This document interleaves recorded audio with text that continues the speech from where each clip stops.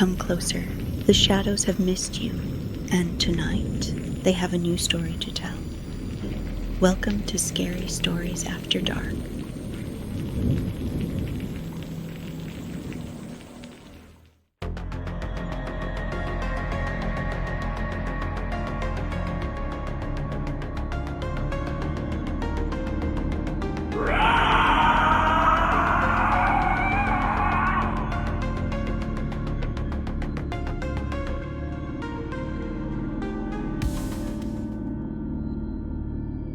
The House of Zombie Resort and Spa opened its glass doors to flashbulbs and thunder.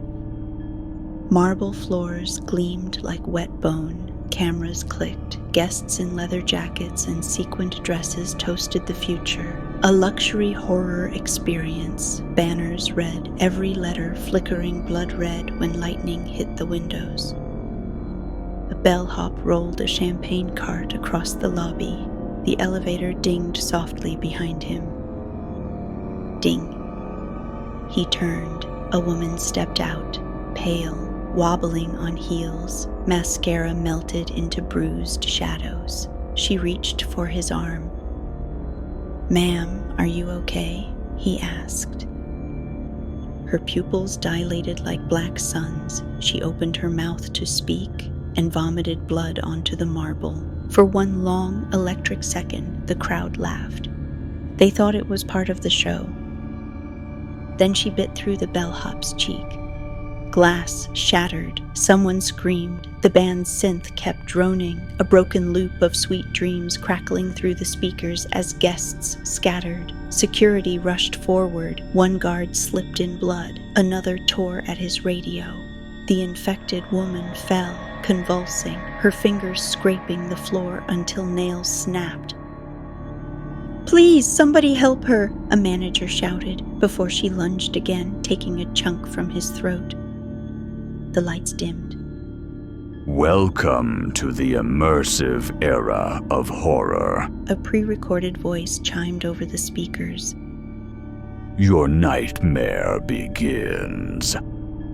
Elevator doors slid open across the lobby. Inside, more guests twitched and bled from their eyes. The marble turned slick red. The music kept looping, warped until it sounded like a heartbeat.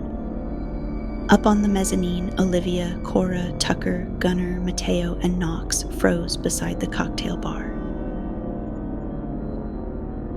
Their weekend getaway had just checked them into hell. The lights flickered. For a moment, the whole lobby looked like a photo stuttering under a camera flash. Frozen bodies, screams in mid-echo. The woman's blood splattered across crystal chandeliers. Then darkness swallowed everything. "Everybody stay calm," someone shouted. A second later, the generator kicked on, bathing the grand hall in pulsing red emergency light. It looked like the inside of a living heart. Olivia grabbed Cora's hand. "Don't move, just don't." Tucker, ever the loudmouth, snatched a champagne bottle off the cart. "Pretty sure this isn't part of the brunch package?" The bellhop's body twitched near his shoes. "Back up," Gunnar said, voice low, ex-military training sliding into place. He pushed them toward the stairwell while the others scrambled behind overturned tables. Mateo, trembling, muttered, "Someone call. Wait, our phones."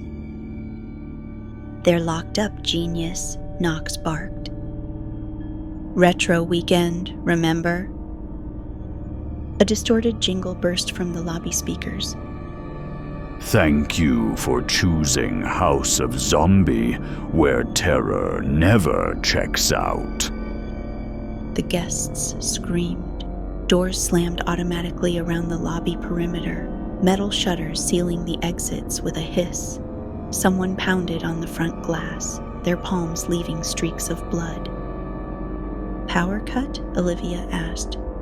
"No," Gunnar said. "Someone or something locked us in." From the mezzanine balcony came a thud, then another. A staff member, eyes clouded white, stumbled over the railing and fell. He hit the marble like a sack of meat, bones cracking. He twitched once, twice, then began to rise. "Don't," Cora started. Too late. A man in a gray suit tried to help. The staffer turned and tore his throat open in one swipe. The group bolted for the corridor. They raced past gilded posters of 1980s horror classics, flickering under red lights. The hallway smelled of ozone and iron. Behind them, the hotel's automated voice cooed, "Please remain in your designated experience zones. Running may ruin the immersion." They found a service door, locked. Tucker smashed the keypad with the champagne bottle until it cracked open. The corridor beyond led to the kitchens, gleaming steel, overturned trays, flames licking from an open gas line. "Someone's got to shut that off," Olivia said. Knox vaulted the counter. "On it!" A hand shot out from beneath a prep table, dragging him down. Cora screamed. Gunnar hauled Knox free, but not before a set of teeth grazed his forearm. Just a scrape, quick, bloody. Nobody noticed except him. Eva 8's voice rose again, distorted now. "Dinner service will begin shortly."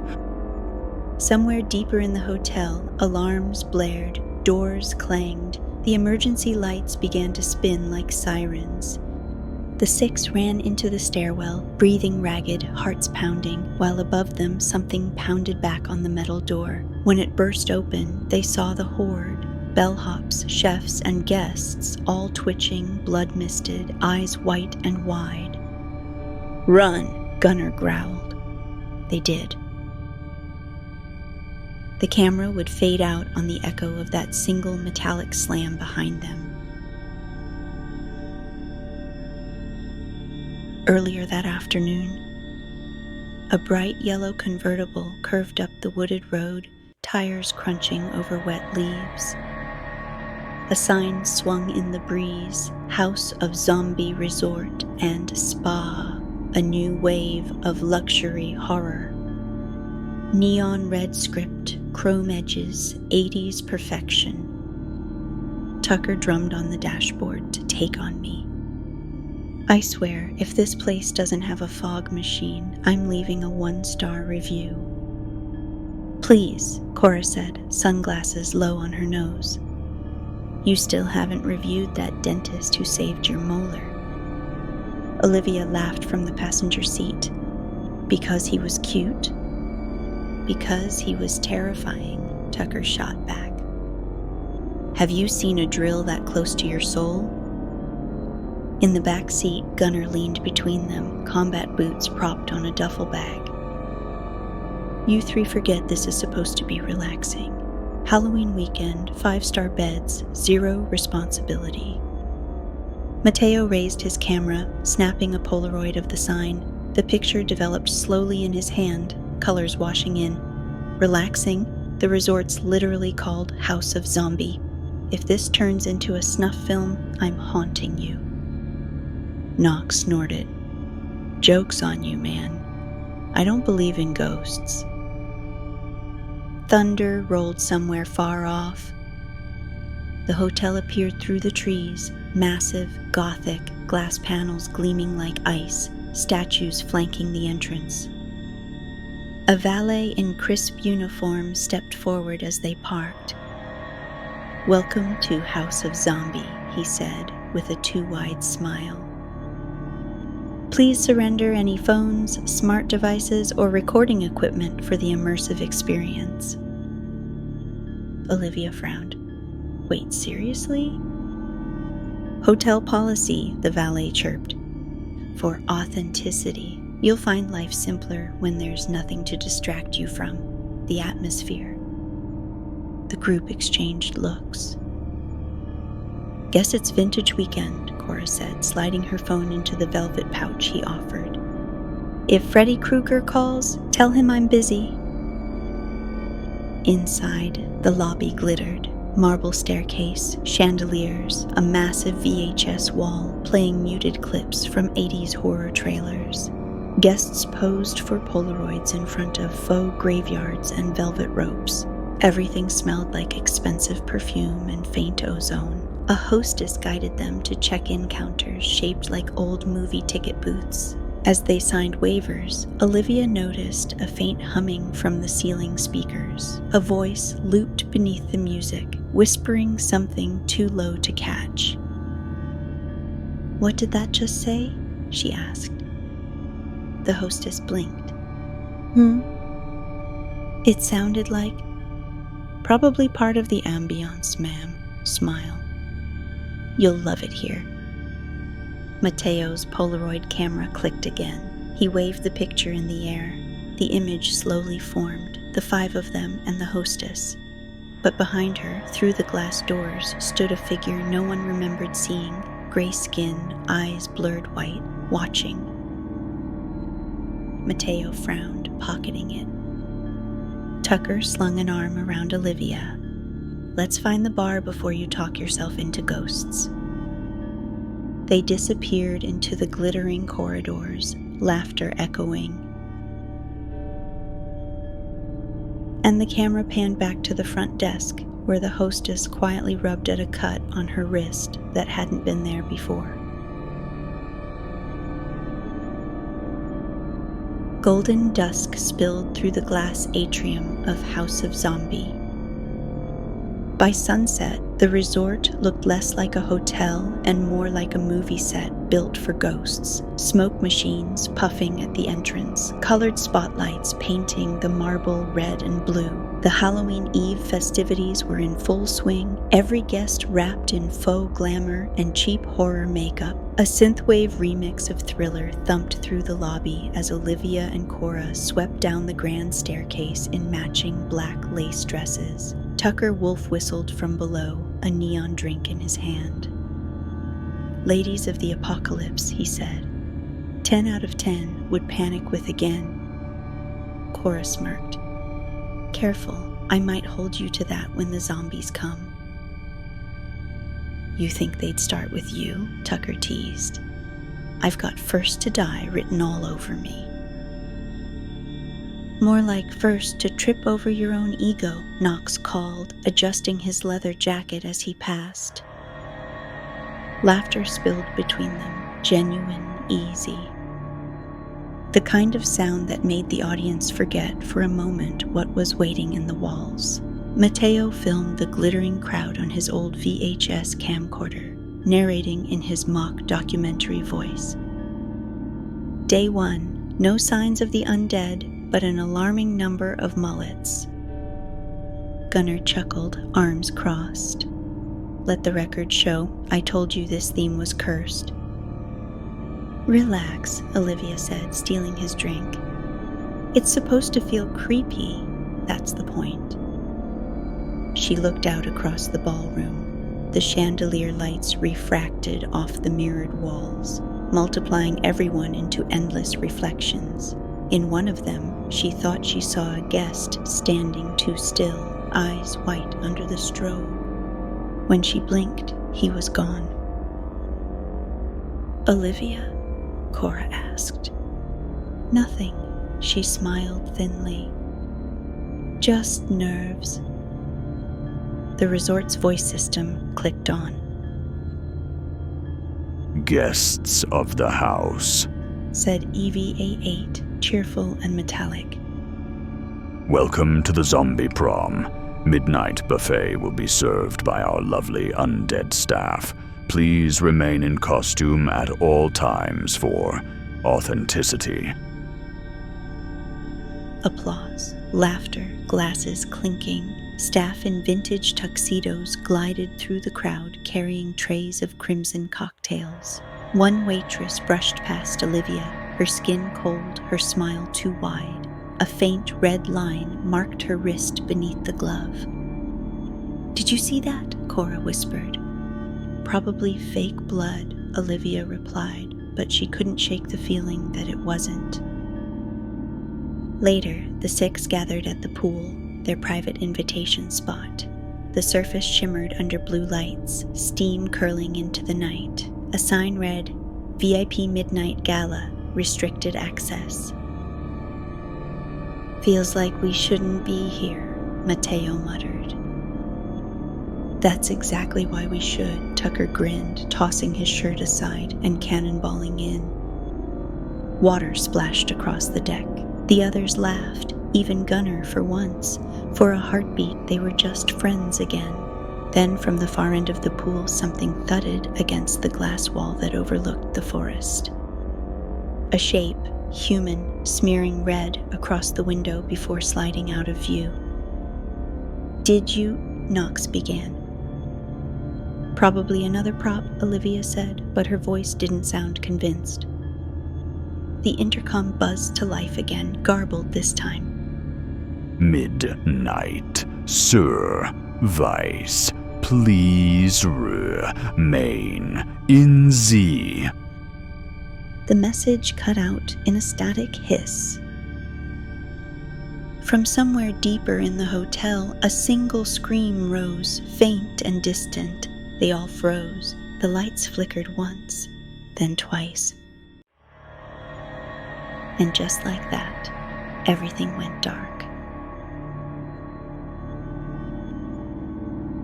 Darkness. Only the hum of emergency lights coming alive again, weak, red, and pulsing. Olivia's reflection shimmered in the pool before vanishing. "Power glitch," she whispered. Then the scream came again, closer this time, from the lobby. Not a movie scream, wet, real. Tucker climbed out, dripping, eyes scanning the hallway. "I don't think this place is..." The glass door at the end of the pool slammed open. The hostess from check-in stumbled through, face gray, jaw trembling, eyes rolled white. Her uniform was drenched in blood. Cora backed away. "Ma'am, are you..." The woman lunged. Her teeth sank into a guest's shoulder before anyone could react. The man shrieked, thrashing. Blood sprayed across the tile, bright under red light. "Run!" Gunnar shouted. The group bolted through the corridor, wet footprints smearing across marble. Behind them, the intercom clicked alive. "Guests, please return to your rooms. Management will handle any disturbances."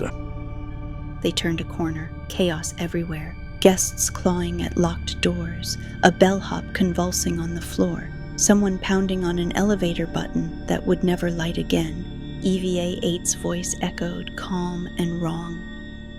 "Emergency lockdown engaged. Please enjoy your stay." Mateo fumbled with his camcorder, filming as they ran. "What the hell is happening?" Knox barked. "Maybe a chemical?" Olivia stopped.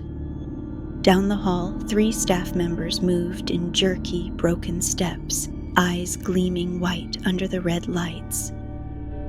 Tucker found a metal tray cart and shoved it toward them. "Room service, freaks." The crash gave them seconds to sprint through the kitchen doors. Stainless steel, the smell of gas and blood. Knox grabbed a knife from the counter, breathing hard. "Anyone else think this is getting..." He froze. The sous chef, hanging from a meat hook, opened her eyes. "Move!" Gunnar yelled, dragging him back. The hook tore free with a scream of metal. They burst into the staff corridor, Olivia leading, barefoot, heart slamming. Everywhere, alarms, locked gates, static over the speakers. Cora's voice shook. "We're trapped." "Then we find another way out," Olivia said, gripping her hand. "We survive. Whatever this is, we survive." Behind them, something slammed against the steel door. Once, twice, harder. The red lights flickered. "Welcome to the House of Zombie," Eva 8 whispered. And then the door buckled. The library doors slammed shut behind them. Gunnar dropped the iron latch. The sound echoed through the marble halls like a gunshot. Silence followed. Then the faint scratching outside. Bookshelves towered in the dim red glow of emergency lights. Dust floated like ash. The air smelled of candle wax and fear. Tucker pressed his ear to the door. They're still out there, sounds like. He stopped. Something snarled on the other side. Cora covered her mouth. Please tell me that's not... It is, Olivia said quietly. Mateo set his camcorder on the table, its red record light blinking. The footage stuttered, static crawling over the screen. Batteries dying. Knox ripped a strip from his shirt and tied it around Gunner's arm. You're bleeding, man. When did that happen? Gunner looked down, startled. Kitchen, it's nothing. Olivia's gaze lingered on him. Nothing about it felt like nothing. They gathered candles from the tables, melted stubs used for decoration. The flames trembled, throwing shadows that danced like ghosts along the walls of leather-bound horror novels. Cora brushed her fingers across one spine. The living dead. Her voice cracked. Who writes this stuff? People like us, Tucker said softly. Before they get eaten. Laughter, short, nervous, human, then another slam at the door, wood splintered. Move the shelves, Gunner ordered. Stack them. They dragged heavy furniture against the entrance, breathing hard. Olivia's hands shook as she lifted. She could feel the heat of Gunner's skin near her, hotter than normal. Hey, she whispered. You sure you're okay? He didn't answer, just kept moving. The intercom crackled above them. Attention, guests. Eva 8 crooned. The hotel is under temporary quarantine. Please enjoy our complimentary reading material. The voice warped into static. Then, faintly, laughter, synthetic, looping. Mateo's camera tilted on its tripod, catching something in the corner, a shadow that didn't match any of them. It shifted once, then vanished behind the stacks. Did you see that? He hissed. Olivia raised the candle, heart pounding. Something brushed her ankle, cold, wet. She screamed. Tucker swung a chair into the darkness. It hit a mirror, shattering glass across the floor. In the reflection, for a split second, they all saw the same thing, a figure crawling on the ceiling, pale and raw. Then the mirror went dark. The candles burned low. Every drip of wax sounded like a countdown. Gunner sat slumped against a bookshelf, arm bandaged, sweat shining on his skin. He wasn't talking anymore. Olivia crouched beside him.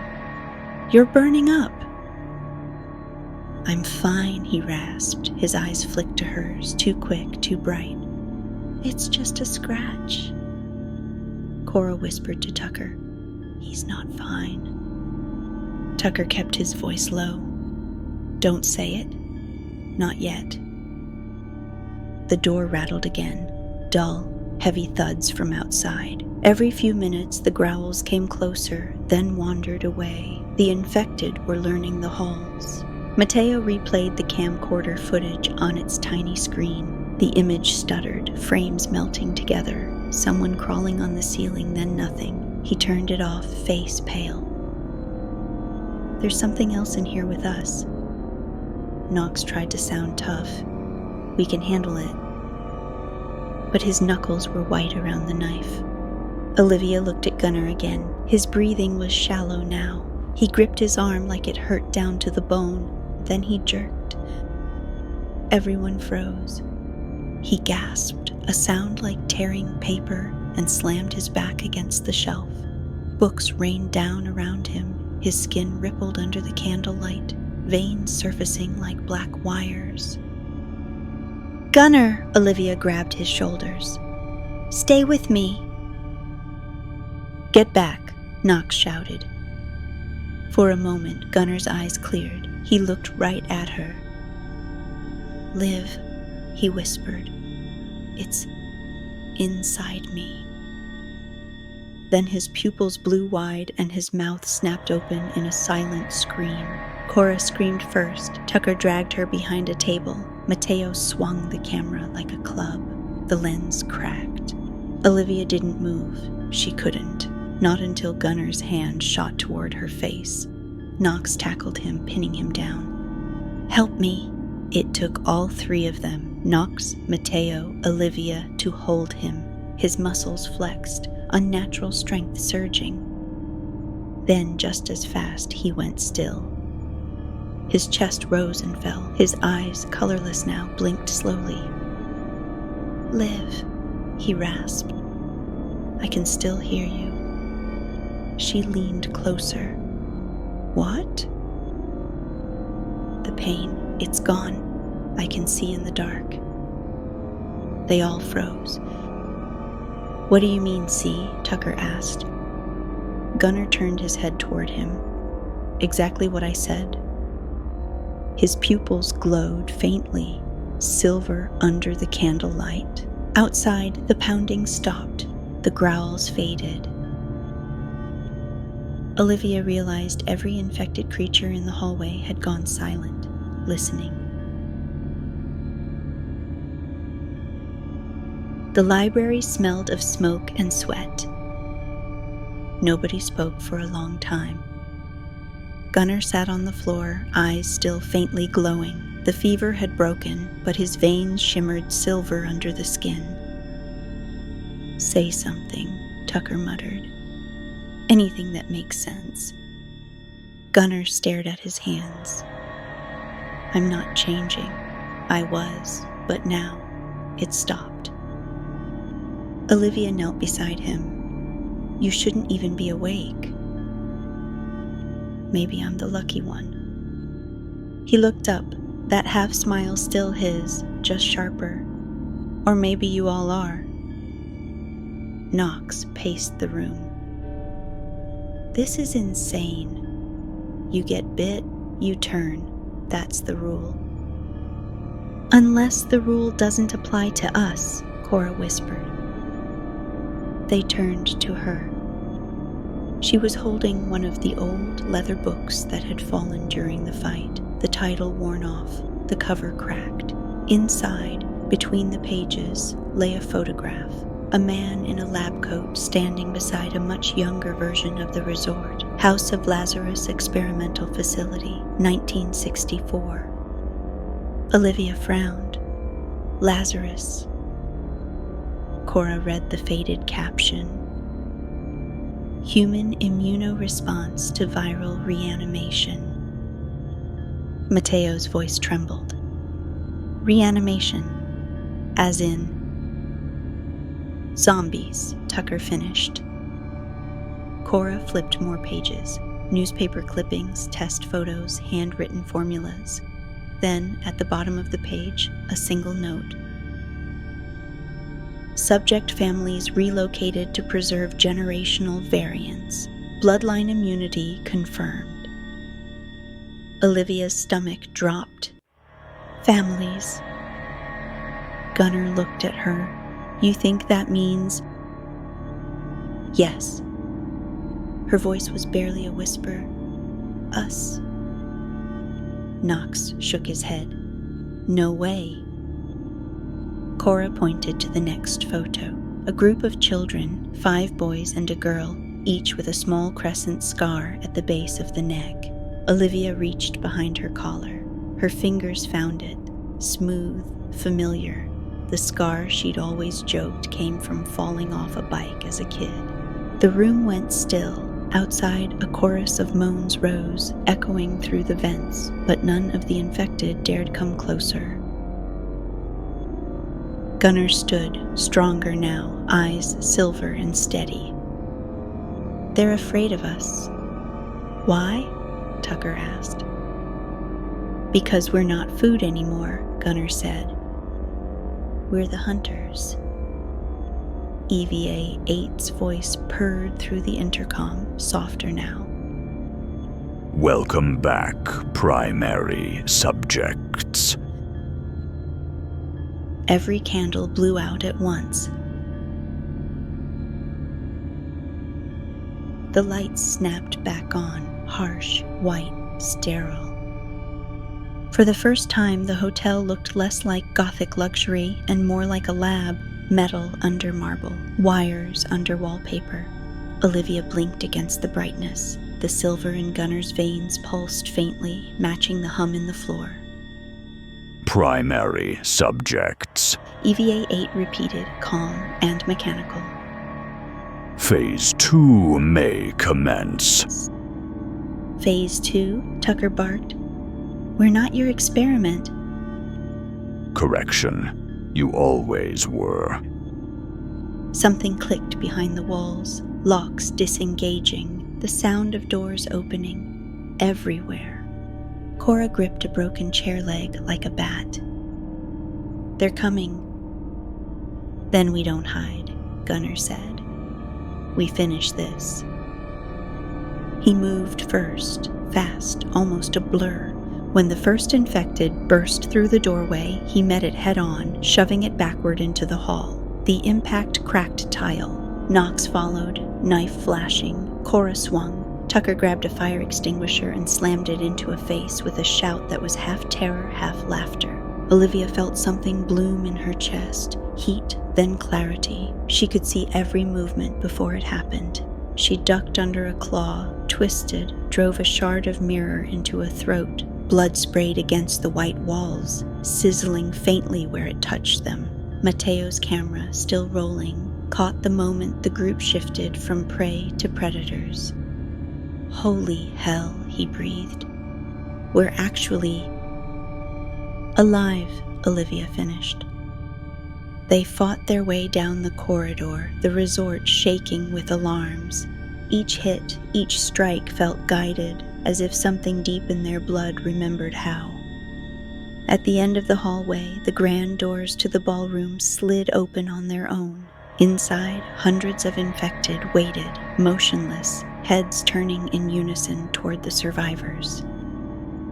EVA-8's voice filled the speakers. Welcome home. Gunner tightened his grip on a broken pipe. We end this. Olivia nodded. Together. They stepped forward, 6 silhouettes in the floodlight glow, their reflections running red across the marble floor. The horde moved. So did they. Smoke swallowed the corridors. The alarms were nothing but a shrill pulse now, one long dying note, bodies everywhere, not all of them human. Olivia moved through the haze like a ghost, her heartbeat sinking with the strobing red light. Behind her, Tucker coughed out a laugh. Guess the Yelp reviews are gonna suck. Cora limped, blood running down her arm. Just keep moving. The ballroom was an inferno. Flames licked up the velvet curtains, swallowing the glitter and gold. EVA-8's voice warbled through the speakers. Evacuation protocol terminating. Have a killer day. Then silence. Gunner stood in the center of the room, streaked with ash, surrounded by the fallen. He met Olivia's eyes. It's done. Not yet, she said. She raised her hand toward the ceiling, felt that strange heat again, and the lights above them burst, raining sparks.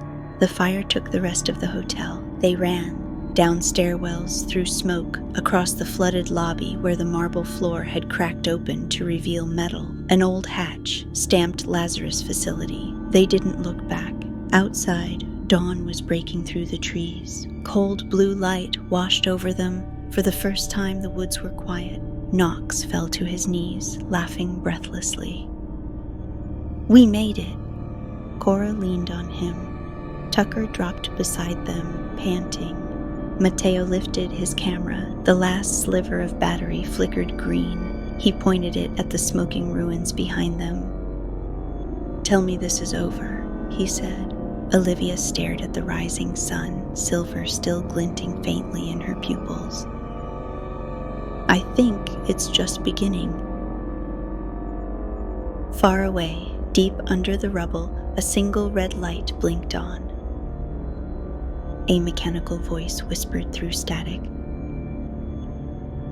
Phase 3, initializing. Epilogue.